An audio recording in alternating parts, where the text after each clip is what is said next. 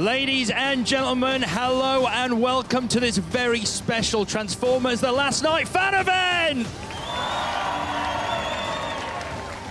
So tonight we are live from St Bartholomew the Great, which isn't just the oldest church in London, it's also, and you are sitting in currently right now, one of the locations Michael Bay chose for the movie, and it plays a role in, let's just say, a rather pivotal scene, and that's all I'm going to say about that. Now, tonight we are bringing the stars of Transformers Last Night to a global audience. Not only do we have you guys sitting here in London, but we are being joined by thousands of fans watching online. So a big hello to you and welcome to this Transformers live Q&A. Because we're live, we want you to get involved. Any questions that you have for the stars or director as they take the stage, get them into hashtag Transformers Fan Event. That's hashtag Transformers Fan Event. We want to hear from you guys tonight. So with that in mind, all that's left to do is welcome the incredible cast and director who have brought this movie to the big screen. Make some noise, first of all, for Gerard Carmichael, Isabella Mona, Josh Duhamel, Laura Haddock, Mark Wahlberg, and of course, the director of the film, Mr. Michael Bay!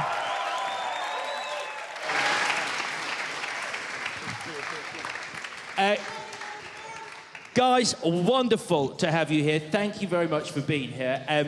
Let's kick straight off, Michael, with you. Tell us, The Last Night, where did the idea for the story behind The Last Night come from? Well, the other night we came up with The Last Night. No, I started a writer's room about two and a half years ago. We had 12 writers to come up with the mythology where different spin-offs could happen. So we created a whole Bible, and Steven Spielberg and I liked two of the ideas. We combined them together, and here we are. So I'm not going to tell you much, but it is a big adventure story, and hope you guys like it. Nice one. Mark, let me turn to you now. You shot not only in this very church, but at some incredible locations around the UK. First of all, what is it like to shoot here? And B, what is it like to be back, man? Well, it's nice. You know, for me, being in a church is always a special place. Although I did get reminded from Laura not to swear in a church. Usually I only spend about an hour at a time in a church. Now we spent well over 12 hours in this gorgeous building, so I slipped a few times, but I'm able to get to confession, you know, and be forgiven. But it's certainly nice to be back. But this is the first time I really shot for any real length of time in the UK, and this is by far the most impressive location. I'm still trying to figure out the history and the origin behind Stonehenge. I get it. I don't get it at all. So, and Michael built another Stonehenge right down the road that was equally as impressive, and we were able to blow it up. Well, it was a beautiful location. It was on a plateau, so we had better sunsets. Wow, better sunsets than Stonehenge. That's amazing. Laura, let me turn to you right now. Let's talk about Anthony Hopkins, because an incredible performance from a screen legend in this, and you share so many scenes with him. What was it like working alongside him in the film? He is such a cool cat. He is awesome, and he is so excited about being an actor, and it's almost like it's his first day every day. And he's funny and sweet and naughty and brought a real kind of... He doesn't get to be funny a lot, so that's why he liked it. Yeah. He liked to improv. He loves to improv, and he would kind of say the text that was on the script and then just pepper it with a little Anthony Hopkins joke at the end that would always be outrageous and usually really rude, and we would kind of bite our tongue and try and make the take usable because it was normally really funny. I do have to say, no one tells people to shut up quite like Anthony Hopkins, and he does it a lot in this movie. Shut up! Yeah. Shut up! It's brilliant.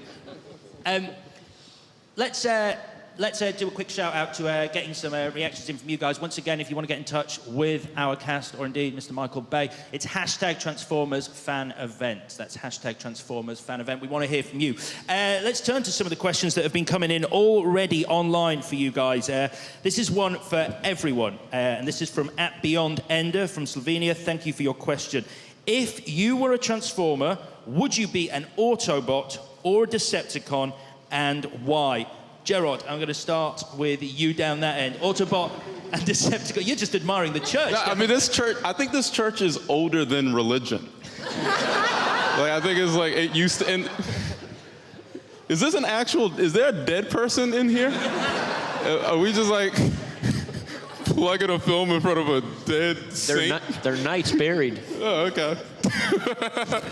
Oh, okay. I think that I would be an Autobot, but I have the soul of a Decepticon. At least that's what it says in my Tinder profile. I don't know. Isabella, how about yourself? Autobot and Decepticon. I can't go after that. You follow that. You can't. How do I follow that?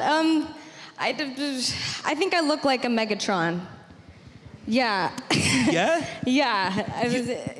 No, I probably would be like a Decepticon who transforms into like a buggy.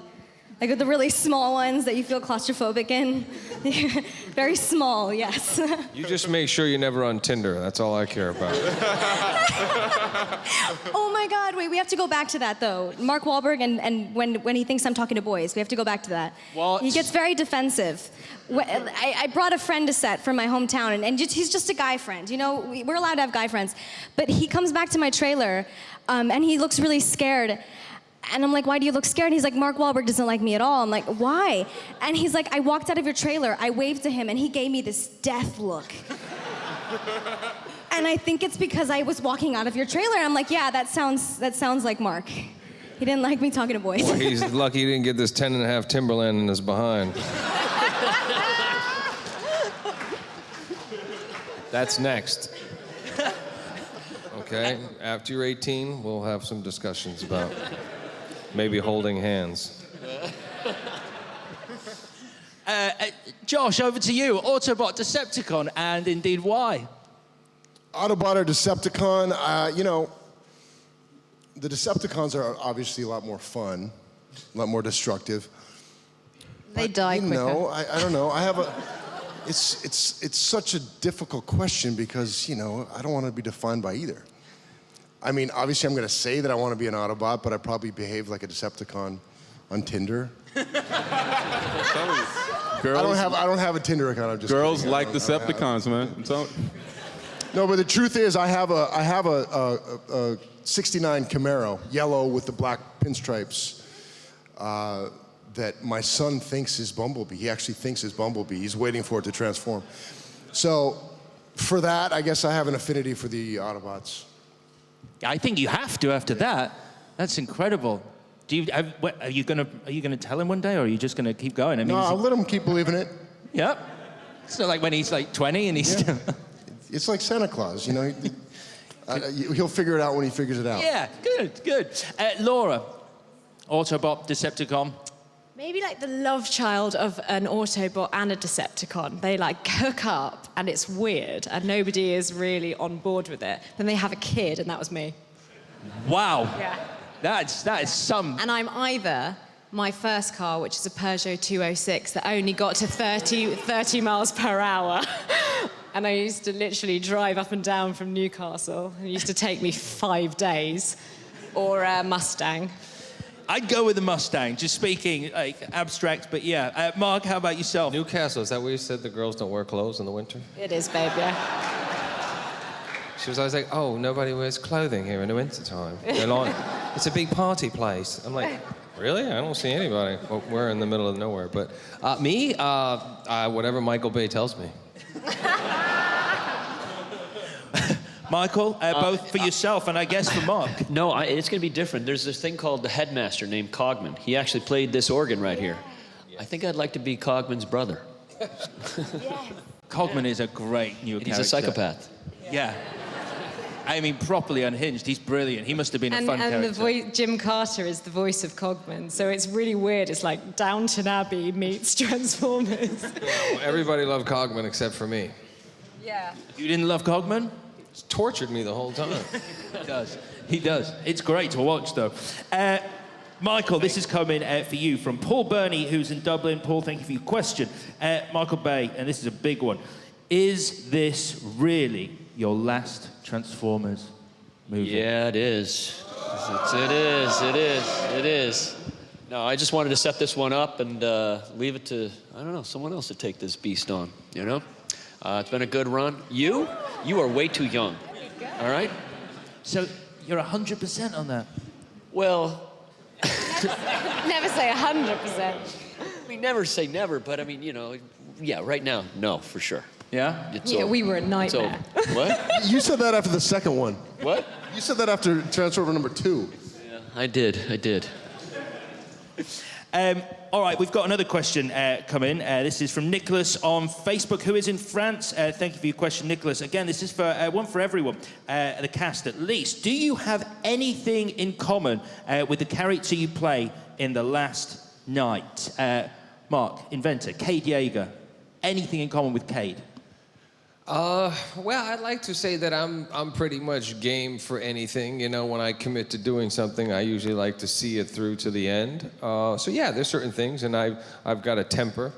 I'm pretty quick-witted when it comes to lashing insults back at people that are lashing towards me. But yeah, and you know what? And a concerned parent and a person who wants to help people that are in need. So yeah, I think so. Cool, man. Laura, you play Vivian Wembley, an Oxford professor. Tell us, anything in common with Vivian? Well, I mean, I'd like to think that I'm quite strong. And the only thing that's different, well, there's a few things that are different about us, but she's kind of relentless. And there's a scene in the movie where she asks Cade what he does, and he responds with inventor, and she says, what have you invented? And he can't answer, and she just keeps asking. And it's just really awkward, and I would let it go. I would kind of think, oh great, you're an inventor, and then let it go. But Vivian doesn't, she just keeps going. So I think that's the difference. I always like to make people feel comfortable, whereas Vivian doesn't mind if people in the room feel really uncomfortable. So you're not as mean. I'm not as mean. We're both English. We're both tall. You do look similar. Yes, we look similar, yeah. After 5 hours of hair and makeup, we do look similar.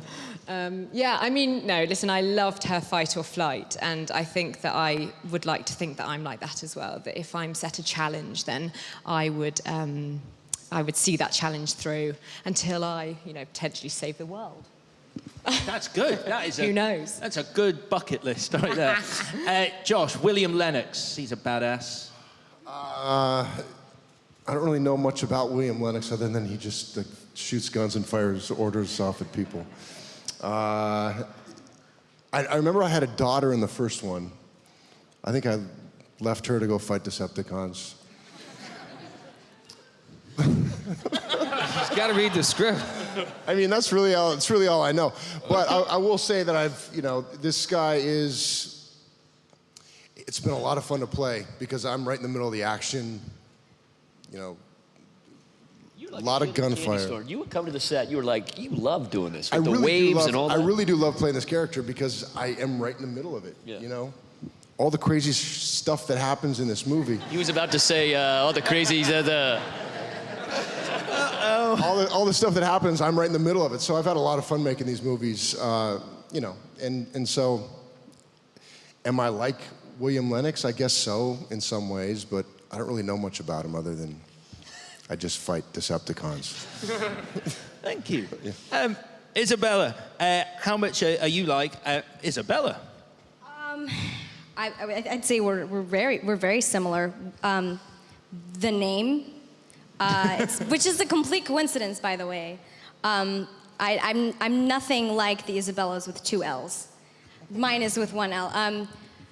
No, I think we also like to get a little rough and tough, as you can see with my eye. I got in a fight with 3 people. If you can't see, she's got a red eye. Yeah, it's just a blood vessel, I think is what you call it. I was just gains, When you're a Transformer star, you gotta really build up your muscles. No, yeah, we're pretty similar. Yeah. Cool. And finally, Gerard, Jimmy. He's terrified of explosions and he doesn't want to go to jail. I'm just like the guy. The same guy. Exact same guy. All right, once again, if you want to get in touch with us here, it's hashtag Transformers Fan Event. That's hashtag Transformers Fan Event, as some people have done already. Gizzy from the US says, OMG, this is so amazing. It's from Gizzy. Nathan, also from the US, says, I'm so excited.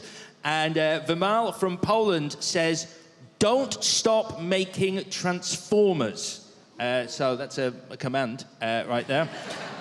We also have this. This is for you, Michael. Wait, I want to know what happens if we stop making Transformers. I want to know what happens to that guy. It was a threat. What does he do? Is he holding his family hostage in the basement? Did you ask that? Did you ask what happens if we stop making Transformers? Because that sounds like a threat. Vimal, if you want to get back in touch and just tell us your family is safe, that'd be lovely. This is for you, Michael. This has come in from Epoyan, and he says, why did you choose the title The Last Night? Why? Because it's got a lot of meaning when you see the movie. That's why. It's usually why you pick a title. You know? Good. And did he want it? Yeah, that's it. Do you know, I'm the only guy probably in the world that flew a drone in this building. You know? We had a camera on. Legally, or? It was illegal. It was illegal. I don't know, maybe that's why they killed this guy. He flew a drone and then... No, he's dead. And also, Michael, this is from Cross Arrow, who says, what was the process? You've already mentioned Cogman. What was the process when creating Cogman? His character is quite intriguing. I'd like to hear your thoughts on him. Well, Cogman is what they call Hasbro headmaster. He doesn't do it in this movie, but he can transform into and rip off a head of an Autobot or Decepticon and become that thing and run that robot body. That's really what he does. But Cogman actually is a butler for Sir Anthony in the movie. He's been working with the family for 900 years. And he can rip off but it's not in this film. Not in this film. But it's good. It's in the next one. He was supposed to, but we ran out of space to put it. And I ran out of money too, so I had to cut, you know. Okay, we've got another question now. This is for you, Mark. This is from Smoke Trail Prime, who's from here in the UK. Is that you? Are you Smoke Trail Prime? What's your name? Oh, hey, buddy. He's got a nice English. Yeah. Hey, Brandon. How old are you? 17? Well, don't be looking her up in Tinder, okay? I actually approve. I approve. I select the dates and the boys, and I do the filtering, okay, in the process, and, you know, background checks, all that. You've been approved. Yeah. You thought you were just coming to a Q&A. Things have escalated fast. Meet me after the live stream, perhaps?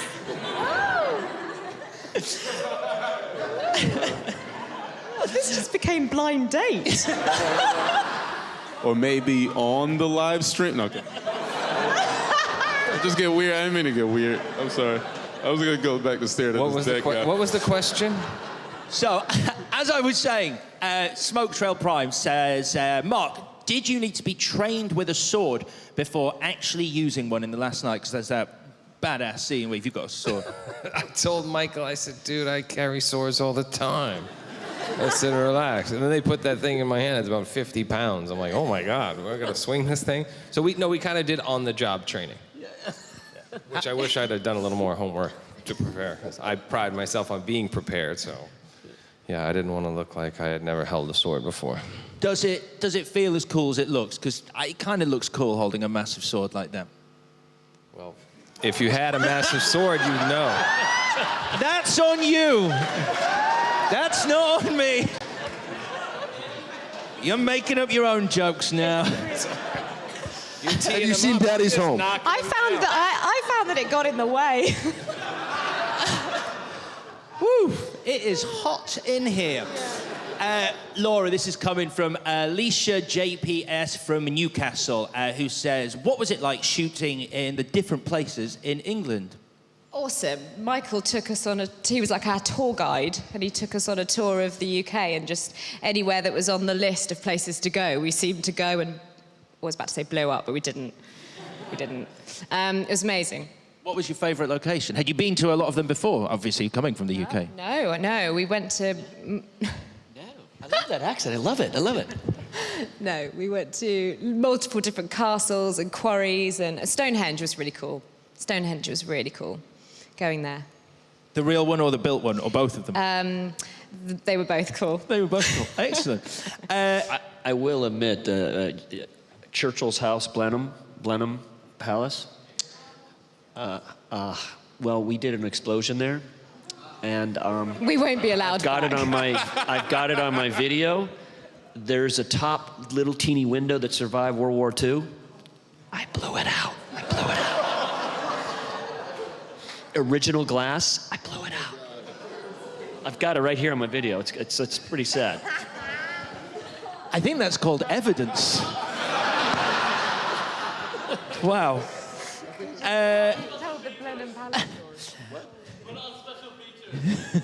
Put it on the special features. You're going to be visited by the special branch. There's a lot of Easter eggs. There's a lot of Easter eggs. It's a basket in this movie. This is coming from Nuria Bennett, who's in Argentina. Nuria, thank you for your question. This is for Isabella. How was your first day on set? Sorry, I forgot there's a mic. I put out a fire within the first 5 minutes. And that kind of set the pace for the rest of the movie. Michael actually went up to me and asked me if I could use a fire extinguisher, and I was like, yeah, my dad's a firefighter. And then we were filming it, and I was putting it out, right? And he was like, okay, you're not in the shot yet, get closer. You're not in the shot yet, get closer. I was so close to it. I was like, if my dad was watching this right now. And just fun fact, we have tutors on set when you're a minor, and so I went through about 3 tutors. No. The third one stayed, but the first 2, I don't know where they are right now. They might be watching this live stream. I don't know. What happened to them? Okay, well, we were in Arizona. It was like 115 degrees. And then you had the cars in the junkyard that the sun was reflecting off the mirrors and the shields, and she went to the hospital because of just heat exhaustion. It's not funny. I don't know why you're laughing. So she went to the hospital for heat exhaustion, and then the next one, I don't know. I saw him for like a few days, and he never came back. But the third one, she stayed. She's great. She's a really cute dog, so. So what are you implying? It's not all glamorous in Hollywood. I thought maybe Michael had them. Oh! She's not short on words, right? Yeah. Next question, and this is for you, Michael, from Alfonso Nation, who is from the USA, who says, filming with IMAX cameras is new to the world of cinema. What were the main challenges of building the 3D cameras you used in The Last Night? Well, it's the first movie that we really use real IMAX size sensors. First 3D IMAX movie where we're 2 real cameras, not like the little cheapo thing I did on the last one. So the 3D is way better on this. It's a big beast too. I was going to say the word ass. I'm sorry. It's a big beast to move around. It weighs about 160 pounds. We had 3 units. You really should see this in IMAX. The 3D is great. I saw it in IMAX last night. It looks incredible. And you guys, you're going to be seeing it later. So, yeah. Are you paying? Is it for free? That's a lot of money. Movie was expensive, okay? There'll be a donation box at the end, okay? We've got another question for you, Josh. This comes from Brogan Francis 95, who's from here in the UK. I saw you and the cars filming the car chase on Grey Street. Did you enjoy your time filming in Newcastle? In Newcastle, I remember that well. Yeah, I was only there for about a day, and I think I just had some stuff where I was sort of running out and chasing them, but it was a chance for me to, go to the place where Earl Grey is from. I mean, that's where Earl Grey tea is from. I found that fascinating. Yeah. So, no, Newcastle was amazing. I brought my little guy up there. I remember really well, there was a kid that was from Newcastle that showed up in a homemade Optimus Prime costume, and it was unbelievable. Does anybody remember, were you there for that? We cut the scene out. I want to break the news to you. We actually cut the scene out. Well, why am I talking about Newcastle? Send them.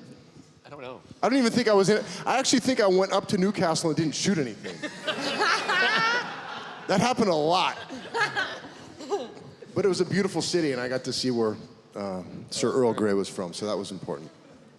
That's nice. That sort of balances out. You don't think about that when you think about a Transformers movie, visiting the home of Earl Grey tea. Is that really cut out of the movie?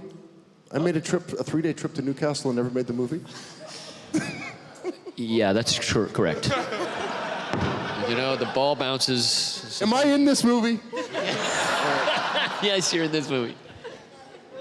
You're in this movie. Gerard, this is coming from Gabriel Canavy in Sheffield, who says, Gerard, who is your favorite Transformer and why? Okay, two things. One, I'm still just Josh being so amazed at Earl Grey. It's just a great, There's a giant statue of Earl Grey. Like, you just walking around Newcastle like, I can't believe I'm in the place where Earl Grey. And the other thing, did we ever find out about the dude's family? Or no, we're just gonna let that ride? All right. My favorite Transformer, not to sound cliche, I mean, Optimus Prime, it's really exciting, you know, watching how he evolves during the film, and you get chills watching him, you know, at the end is very exciting. So I would say Optimus. Good answer. Solid answer. Optimus Prime. Yeah. Mark, this is coming for you from Alice, who's on Facebook and is from Brazil. Did you get to drive any of the cars while filming Transformers? Yes, but you gotta understand, like, Michael is like a bodyguard for all the expensive cars. You can't even get close to it. You can't touch it. They're in hair and makeup for longer than I am. Yeah. So if you're like, that's a long time. But I spent a lot of time driving B, and he'd never let me in the Bugattis or the Lambos. He's a good driver, though. We call him Wheelman. Wait, I have a question. What My happened? truck was actually the best. It was not a Transformer. Sorry to cut you off, Izzy. I'll let you go on for a second. But the truck was the coolest thing. Cade's new truck is loaded up with firepower. It's not a Transformer, but it's pretty cool. That was one of the few times that I was like, you know what? I'd actually buy this and drive this around Beverly Hills until the cops would like pull me over. And you know. What happens to the cars after you use My house. Yeah, there's They're one at in my your house. hallway. I got 2 Bumblebees and I got Barricade.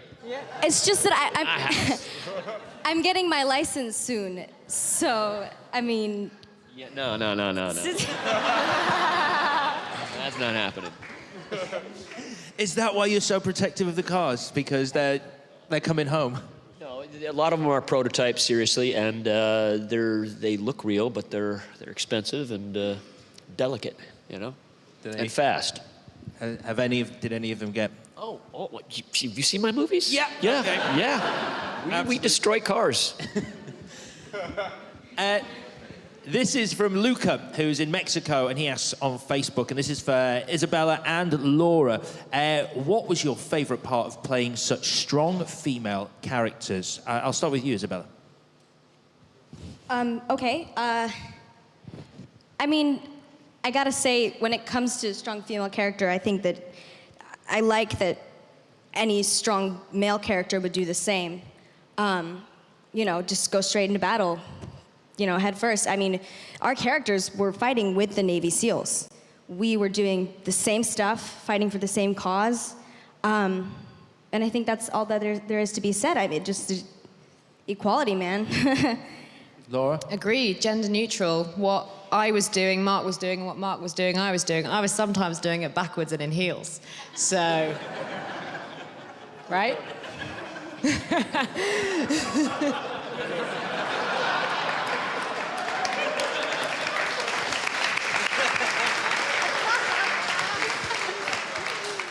it was cool. cool. It was really cool when I read the script and I was reading this woman who was powerful and strong and independent and very happy being single. And it was great as the script went on. She has, I said earlier, great fight or flight, and she and Cade work together throughout the film, and they need each other and they both fight as hard as each other, and that was exciting to me, actually. Cool. This is for Gerard. Gerard, this is from Hulkbuster44 from the US. I'm not going to answer the question. Hulkbuster? The 44th Hulkbuster. Look, I know what I said about the last guy, but this guy definitely has his family tied up in the basement. Hulkbuster. He says, or she says, what was the funniest moment you experienced while filming Transformers The Last Night? I'm trying to think the funniest moment. Well, the funniest moment I did experience is Josh being amazed at Earl Grey. That's the one that I wish I would have seen. I hate that I missed that. Oh my God, just him being like, I can't believe this is Earl Grey. I really enjoyed watching you run up a mountain for the 25th time and trying to get lines out, but actually being 99% dead. Oh, I was like exhausted, and like Michael just yells like, all right, I need you to start from back there, and need you and run like just like a mile, at least what felt like a mile. And then he's like, all right, that was good. Let's do it again. And I'm just like exhausted. I'm like, Michael, did that make the movie? Yes, it did. Oh, thank you. Yes, it did. Oh, thank God. Josh, this is for you from Lynn, who's got in touch on Facebook, and she's from Canada. Being in 4 of the 5 films, Josh, how has your character changed?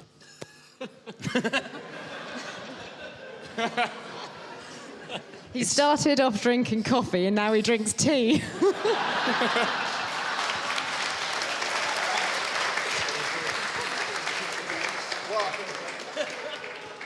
Typically in a movie like this, when you've done the whole franchise, the character develops as you go. I had a baby in the first one. A baby that I was missing, that I was away from at war. And we never talked about her again. 5 movies later, we have no idea what happened to my baby. What if I'm Maybe the it's my baby. What if... You're supposed to create your own backstory. You're supposed to have this long, elaborate story of how the baby is now... I got a whole backstory. It just, Share. It got cut from the movie. Does that answer your question? Yeah, it does. I mean, yeah. Where do you think the baby is? Do I sound bitter? No. A little. Not at all. This is coming. Oh no, not yet. It's this. Oh, well, I can read it. It doesn't make a whole lot of sense because it's 3 emojis in a row, which don't come up on this iPad. So it's from Mark Everer, who goes, "This stream is fire emoji, fire emoji, fire emoji," which I'm just going to go ahead and assume is great. Oh, that's what's up. I like that guy. So, this is for you, Michael. We have to finish the Q&A talking about the newest star in the movie, which is, of course, Freya.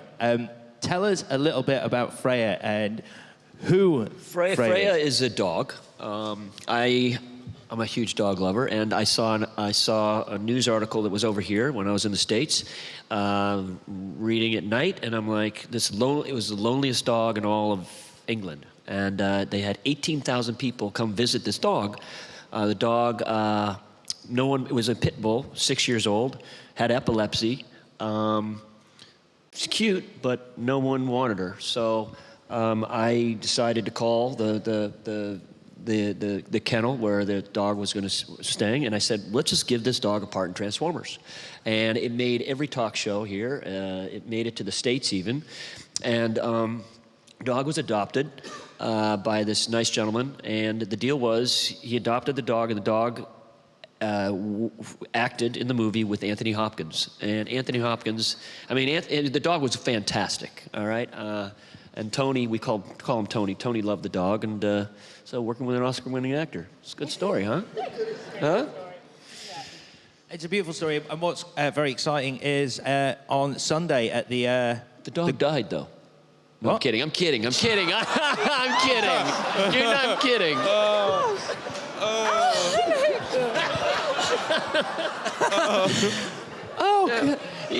Because I was about to say the dog's walking the red carpet at the premiere on Sunday. It's really great. Yeah, that was going to be a big surprise Mike, for you you, but gotta- you out-surprised me.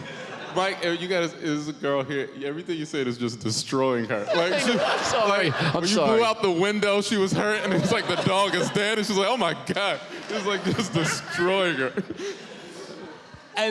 Guys, unfortunately, that is all we have time for. It's been incredible. You guys going to see the movie now? Yeah. Oh, awesome. It's much better to watch the movie than sit here and listen to us. Okay. Definitely. A lot of money. It's costing me a lot of money. All that's Right, left to do right.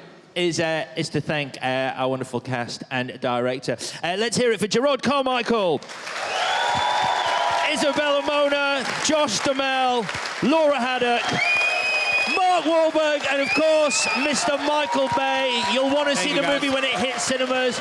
Check us out. We're live from the global premiere on Sunday. Thank you very much, guys. Thank you.